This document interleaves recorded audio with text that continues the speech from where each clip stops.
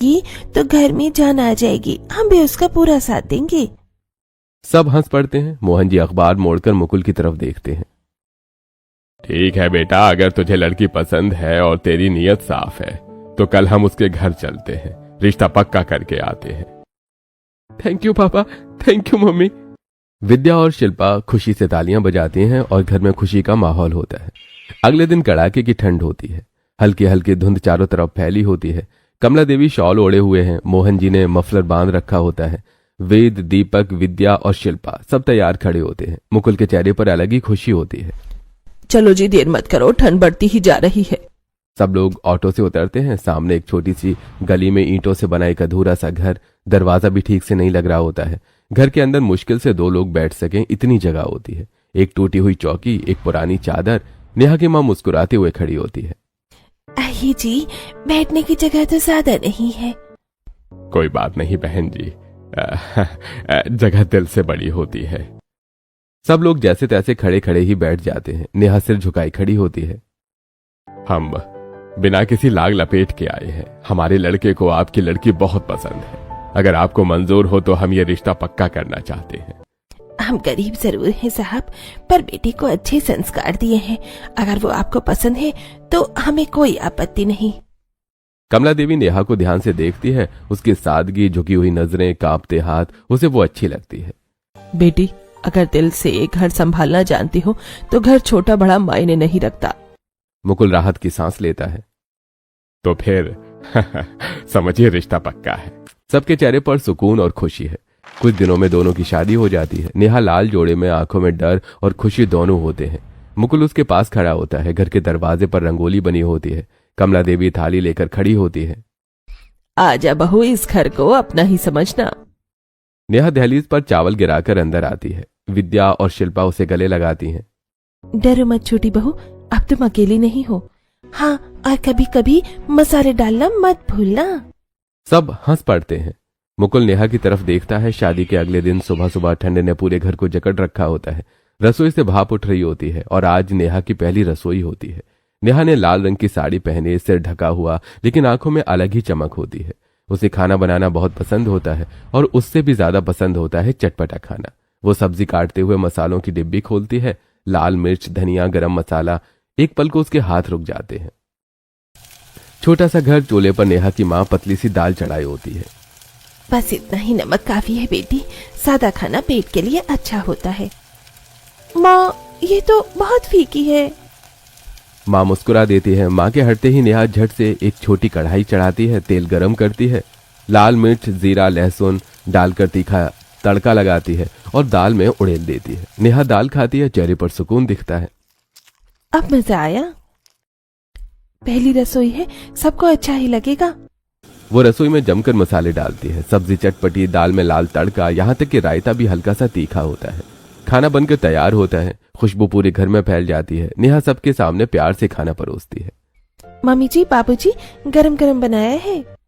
सब लोग पहला निवाला लेते हैं। अगले ही पल कोहराम मच जाता है। वेद की आंखों से पानी निकलने लगता है। दीपक सीसी करने लगता है।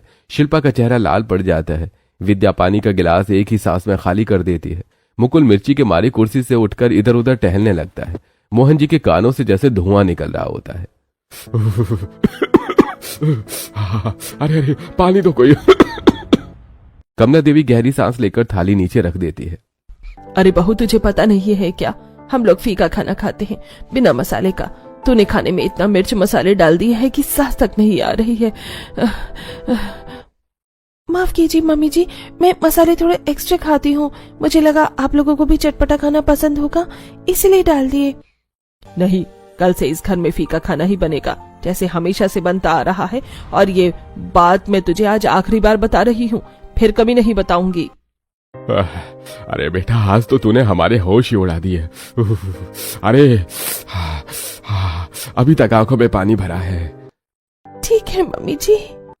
टेबल पर अब भी पानी के गिलास रखे होते हैं। आंखें लाल होती हैं। नेहा समझ जाती है कि ये उसे बिना मसाले का फीका खाना खाना पड़ेगा। उसी दिन ठंड की शाम में घर में अजीब सी हलचल मची होती है। कोई कंबल ओढ़े वॉशरूम से बाहर निकलता तो कोई पेट पकड़कर अंदर भागता है। वॉशरूम का दरवाजा बंद होता और अगले ही पल किसी के करहाने की आवाज आती। डाइनिंग हॉल में नेहा घबराई सी खड़ी होती है। उसके चेहरे पर मासूमियत होती है, लेकिन घर वालों के चेहरे पर सिर्फ दर्द। तभी बड़ा जेठ वेद पेट पकड़े हुए बाहर आता है। अरे नेहा, तूने ये क्या कर दिया? इतना मसालेदार खाना खिला दिया कि सुबह से अब तक 4-6 चक्कर वॉशरूम के लग गए हैं। पेट में ऐसा दर्द हो रहा है कि बैठा ही नहीं जा रहा है। अरे बाप रे! और दौड़कर फिर वॉशरूम में घुस जाता है। इसी बीच छोटा जेठ दीपक भी बाहर आता है। चेहरा पीला और नजला हो जाता है।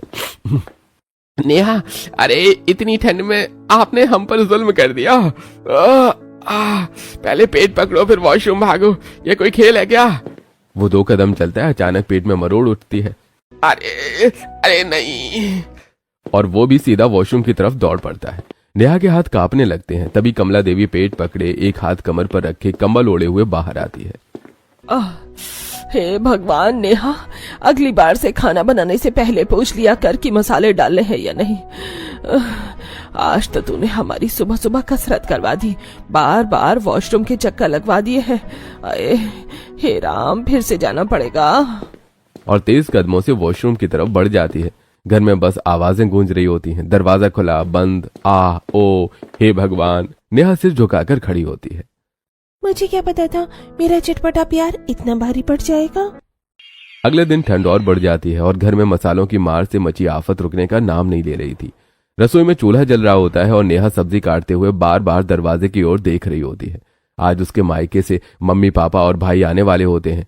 खाना बनाते हुए नेहा ने मसालों की डिब्बी खोली रही होती है। लाल मिर्च उठाती है, तभी पीछे से आवाज आती है। नेहा, तू खाने में मसाले क्यों डाल रही है? पहले रसोई का दिन याद नहीं है क्या? मम्मी जी ने तुझे कितना डांटा था। पर दीदी, आज तो मेरे मायके वाले आ रहे हैं, उन्हें भी चटपटा खाना ही पसंद है। भले ही किसी को कितना भी चटपटा खाना पसंद हो, लेकिन इस रसोई में सिर्फ बिना मसाले का खाना बनता है। थोड़ा भी मसाला डाला तो फिर से हंगामा हो जाएगा। पर दीदी, वो खाना खाने लायक हो तो होना चाहिए ना। मेरे भाई ने खास तौर पर कहा था कि कुछ अच्छा सा चटपटा बना के रखना। समझ रहे हैं हम, लेकिन जो भी बनाना है इसी तरह बनाना होगा, वरना मम्मी जी तुझे फिर से डांटेंगी। नेहा की आंखें नम हो जाती हैं। वो बिना कुछ बोले मसाले की डिब्बी बंद कर देती है और चुपचाप फीका खाना बनाने लगती है। नेहा अपने हाथों से खाना परोसकर मायके वालों के सामने ले जाती है। उसका भाई पहला निवाला लेते ही चौंक जाता है। अरे दीदी, मैंने तो आपसे कहा था कि टेस्टी सा चटपटा खाना बना लेना। ये क्या है? नमक मिर्च कुछ भी नहीं है, एकदम उबला हुआ खाना। भैया, मैं कुछ नहीं कर सकती, यहाँ की परंपरा है, यहाँ बिना मसाले का ही खाना बनता है। नेहा की माँ ने भी दाल चखती है। बेटा, तू तो बिना मसाले का खाना खाती ही नहीं थी, और यहाँ रोज इतना फीका खाना कैसे खा रही है? क्या करूँ मम्मी, अब यहाँ एडजस्ट तो करना ही पड़ता है। वो हल्की सी मुस्कान देती है, लेकिन वो मुस्कान दर्द से भरी होती है। अगली सुबह ठंड में तीनों बहुएं राशन लेने बाजार जाती हैं। सड़क के किनारे छोटी सी राशन की दुकान, सामने लंबी लाइन बनी होती है। तीनों अपनी अपनी शॉल कसकर लपेटे खड़ी होती हैं। दुकान के अंदर एक शेल्फ पर मसालों के डिब्बे कतार में सजे होते हैं। लाल मिर्च, हल्दी, धनिया, गरम मसाला, उनकी खुशबू हवा में तैर रही होती है। नेहा वहीं ठहर जाती है, नजरें उन डिब्बों पर टिक जाती हैं। मसाले, तुम तो मेरी जिंदगी से जैसे निकल ही गए हो। खाने में मसाला नहीं है तो लगता है जिंदगी भी फीकी हो गई है। उसकी आंखों में उदासी उतर आती है। दोनों जिठानियां उसे चुपचाप देखते हुए मुस्कुरा देती हैं। हाँ हाँ, देख लो मसालों को जी भर के। वैसे भी इस घर की रसोई में तो होते नहीं है, यहीं बाहर ही दिखते हैं। अब वैसे भी अब तो तुम्हें आदत हो चुकी होगी, फीका खाना, फीकी सब्जी, फीकी दाल। नेहा धीरे से सिर हिला देती है। दीदी, मुझे सच में बहुत बुरा लगता है। मैं बिल्कुल भी पेट भर के खाना नहीं खा पा रही हूँ।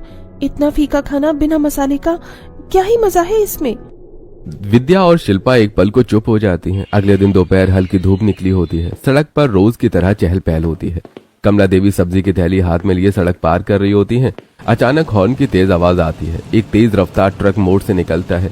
किसी के चिल्लाने से पहले ही ट्रक की टक्कर लगती है और कमला देवी दूर जाकर सड़क किनारे गिर पड़ती हैं। सब्जी सड़क पर फैल जाती है। कमला देवी खून में लथपथ बेहोश पड़ी होती है। भीड़ इकट्ठा हो जाती है। कोई एम्बुलेंस को फोन करता है। घर में शांति होती है। नेहा रसोई में फीका खाना बना रही होती है। तभी फोन की घंटी बजती है। हेलो जी, क्या? उसका चेहरा सफेद पड़ जाता है। माँ का एक्सीडेंट हो गया, हॉस्पिटल से फोन है। सबके हाथ पांव फूल जाते हैं। अरे चलो चलो, जल्दी चलो। तीनों बहुएं शॉल उठाती हैं। नेहा का दिल जोर जोर से धड़कने लगता है। हॉस्पिटल के इमरजेंसी वार्ड में कमला देवी स्ट्रेचर पर पड़ी होती है। कपड़े खून से सने हुए, चेहरा पहचान में नहीं आ रहा होता है। नेहा की आंखों से आंसू बह निकलते हैं।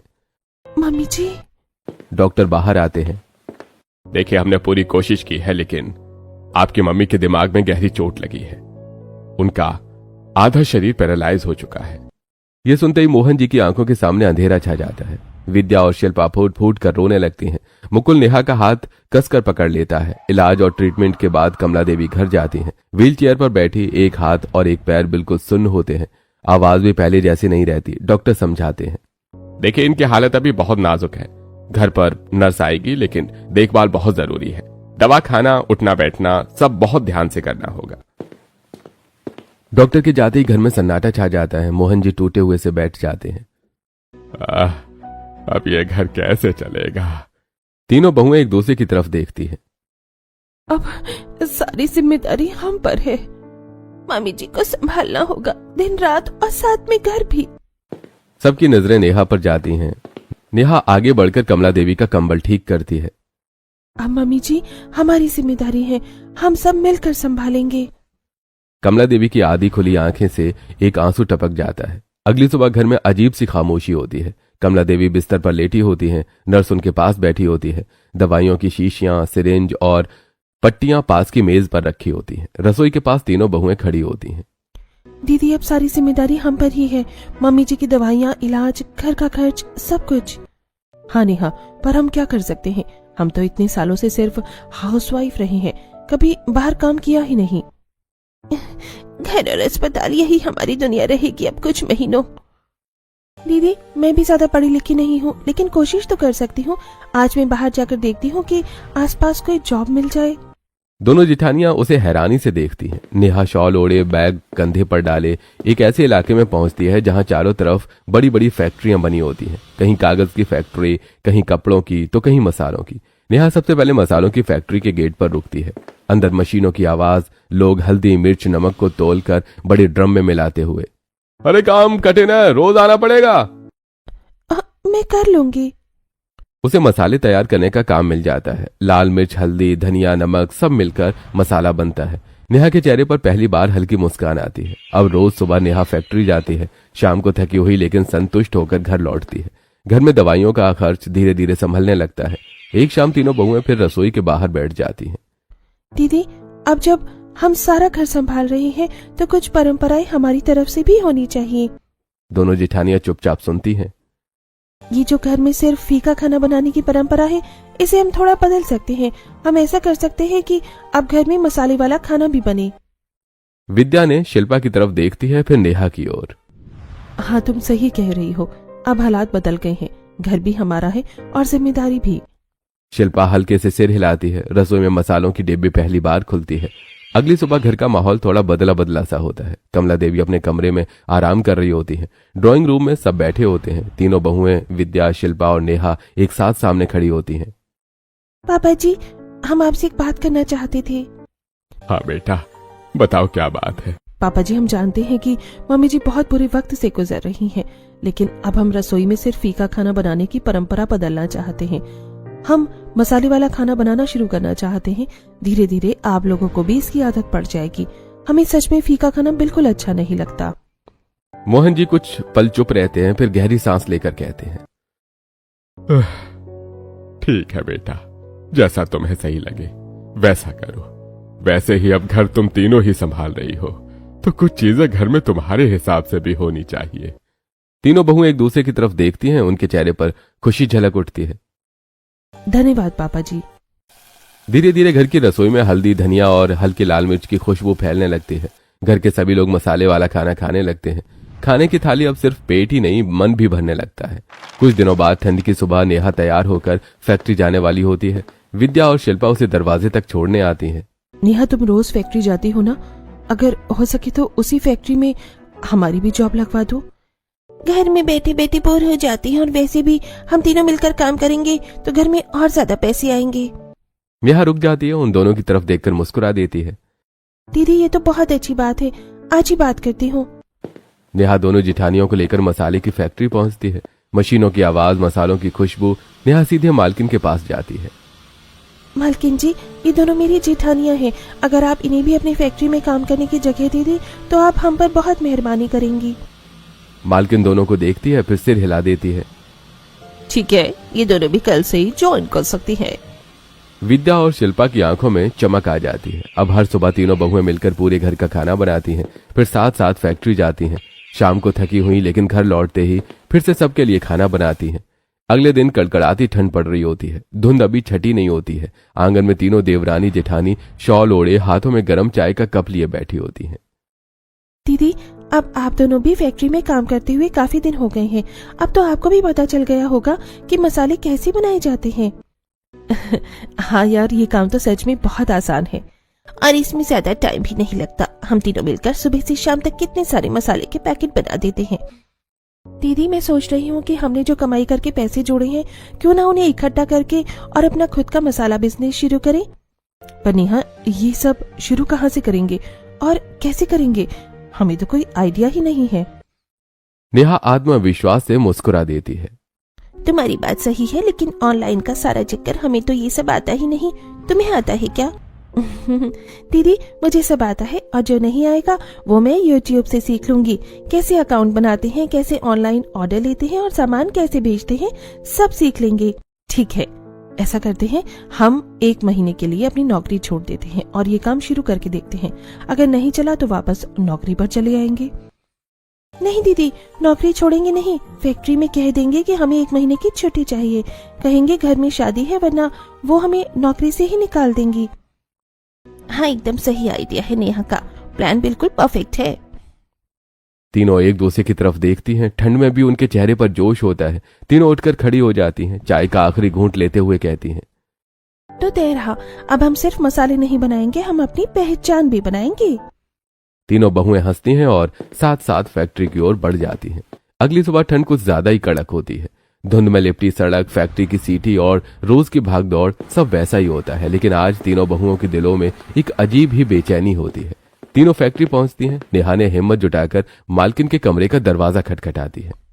मालकिन जी, हमारे घर में शादी है, हमें 1 महीने की छुट्टी चाहिए। मालकिन ने तीनों की तरफ देखती हैं। तीनों बहुएं मेहनती होती हैं, समय पर आती हैं और काम में कभी कोई शिकायत नहीं करती हैं। ठीक है, 1 महीने की छुट्टी ले लो, लेकिन 1 महीने के बाद फैक्ट्री में जरूर आ जाना। जी जरूर आएंगे। तीनों ने एक दूसरे की तरफ देखती हैं। अगले ही दिन सुबह से ही घर की रसोई में हलचल शुरू हो जाती है। तीनों शॉल ओढ़े, बाल बांधे, पूरे मन में काम में जुट जाती हैं। नेहा ने बाजार की लंबी लिस्ट बनाती है। तीनों बाजार जाती हैं। कश्मीरी लाल मिर्च, तीखी देसी मिर्च, हल्दी, बढ़िया, सेंधा नमक, खड़ा धनिया, जीरा, लौंग, दालचीनी। घर लौटते वक्त उनके हाथों में मसालों के थैले होते हैं। रसोई में वही तरीका अपनाती जो फैक्ट्री में सीखा था। मिर्च धोई गई, धूप में सुखाई गई, फिर पीसी गई। हल्दी को छांटा गया, नमक तौल कर डालना। तीनों मिलकर अलग अलग मसाले बनाने लगती हैं। किचन किंग मसाला, चिकन मसाला, मीट मसाला, सब्जी मसाला। रसोई में खुशबू फैल जाती है। नेहा ने अपना मोबाइल निकालती है। दिन रात बैठकर उसने ऑनलाइन अकाउंट बनाती है। ब्रांड का नाम 3 बहू शाही मसाले।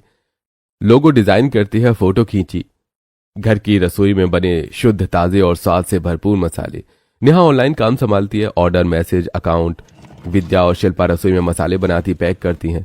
एक लोकल डिलीवरी बॉय भी रख लेती हैं जो पास के इलाकों में मसाले पहुंचा सके। पहली बार नेहा बार बार मोबाइल चेक करती है, कोई ऑर्डर नहीं आता।